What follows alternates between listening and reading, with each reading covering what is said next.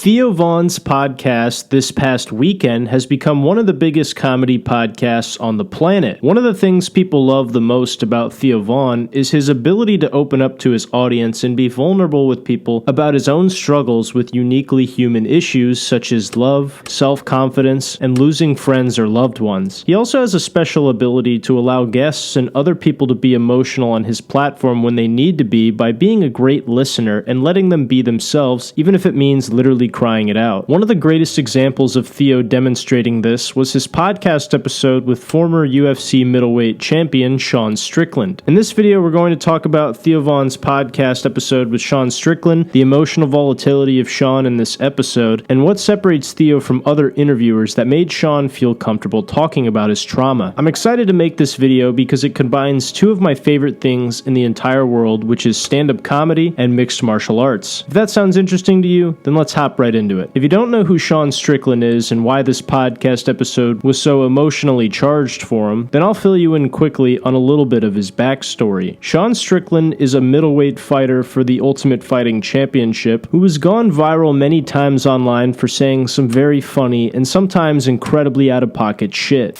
I've always wondered about the gays. Who decides who who? Like when you're your boyfriend, do you guys like take turns? You switch off? Oh, so you're not gay? I don't have a boyfriend, no.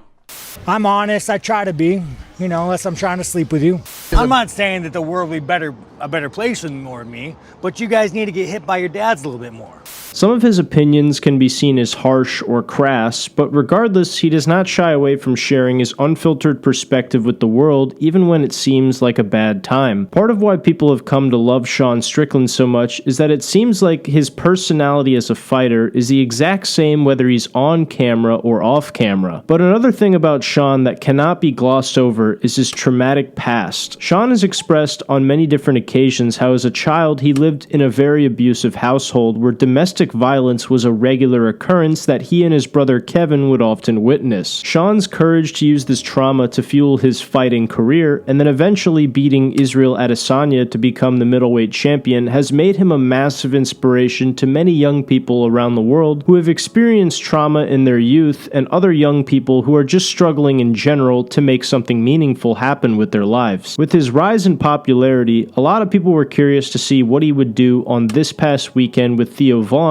given Theo's ability to be vulnerable and also grant the same level of compassion to any other guests who appear on his show. Episode number 476 with Sean Strickland was released on January 2nd, 2024, which was just a couple weeks before Sean was set to defend his belt against middleweight contender Dricus du Plessis. To begin with, Sean starts off by saying how he got kicked out of school as a kid multiple times and how he had a lot of bottled up anger. He then explains how his void of a masculine role model initially led him down a very dark path. 9th grade, I got kicked out of school for a hate crime. I think I beat up some or something. I mean, I beat up a guy and made I don't hate fucking gays.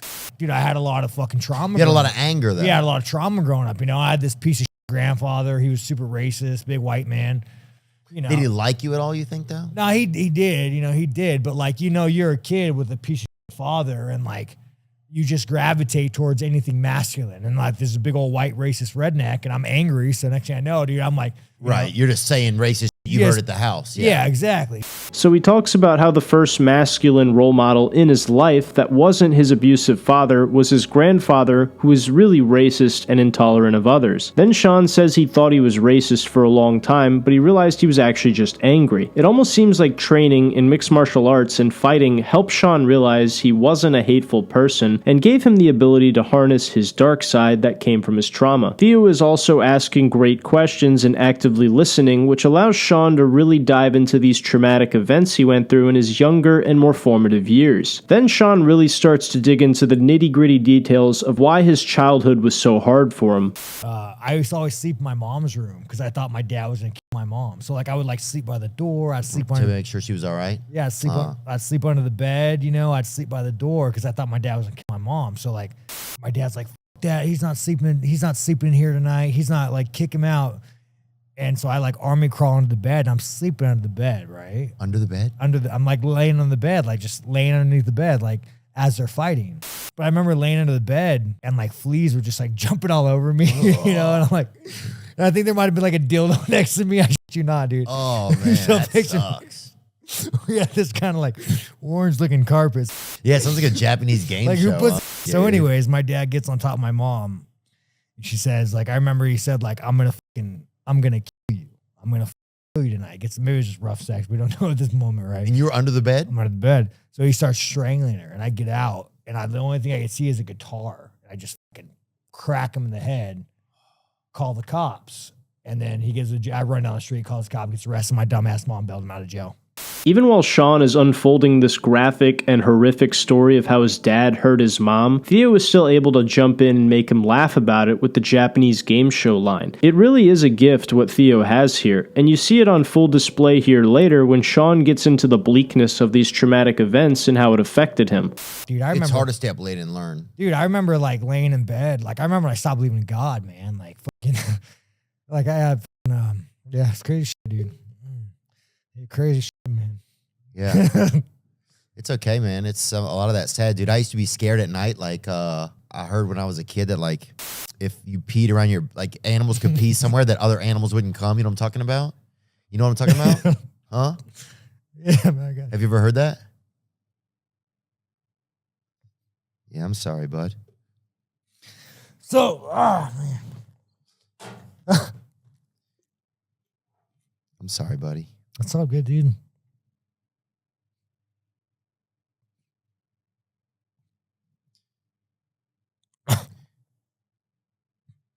We don't have to talk, man. I can just sit here with you for a minute.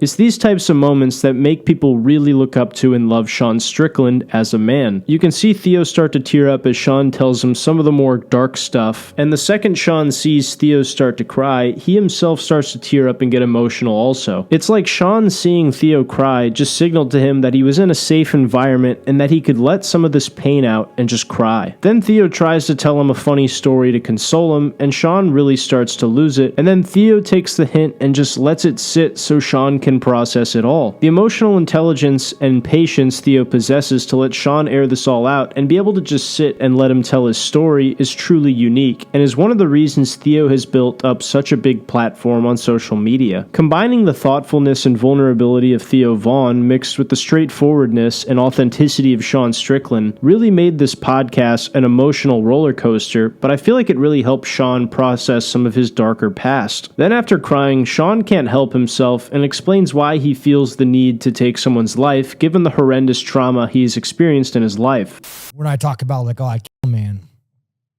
it's like you don't understand, dude. Like, when you go through that level of trauma, like you just view the world differently. That's like that level of shit, you know? Yeah. Makes you kind of want to kill a man, but yeah, you fucking. I mean, we've all gone through shit. You know? And now, mind you, we could probably agree that it's because you have so much trauma and you're victimized that like.